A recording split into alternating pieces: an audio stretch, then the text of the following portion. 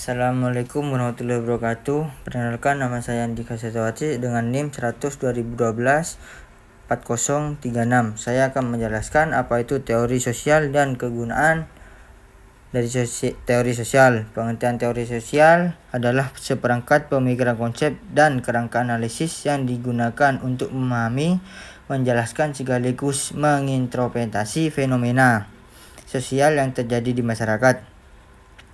Fenomena sosial yang dimaksud bisa berupa interaksi antar individu, hubungan antar kelompok, struktur masyarakat, sampai pada dinamika kekuasaan dan perubahan sosial.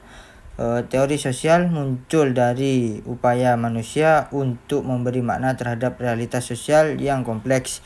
Misalnya, mengapa terjadi kesenjangan sosial, bagaimana kekuasaan bekerja dalam politik, atau mengapa norma dalam nilai bisa mengatur perilaku masyarakat. Dari sini lahirlah berbagai teori sosial klasik maupun modern. Beberapa contoh teori sosial yang terkenal: teori fungsional Emil Durkheim, yaitu melihat masyarakat seperti sebuah sistem yang tiap bagian punya fungsi tertentu demi menjaga keseimbangan. Adapun teori konflik dari Dahrot memandang masyarakat selalu diwarnai pertentangan kepentingan antar kelompok yang berkuasa dan yang dikuasai. Teori simbolik ada dari Herbert Blumer, menekankan pentingnya simbol bahasa interaksi sehari-hari dalam bentuk realitas sosial.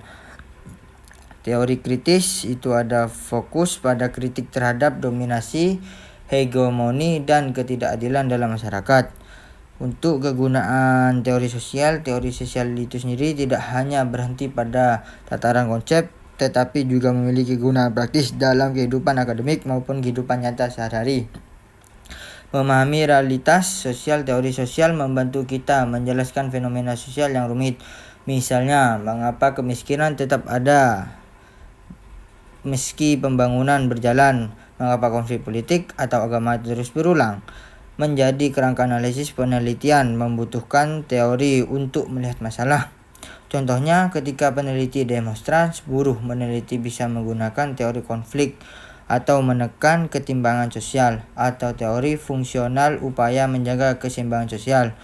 Mengarah penelitian ilmiah, teori sosial membantu menyusun hipotesis, memilih metode penelitian, dan menginterpretasi data.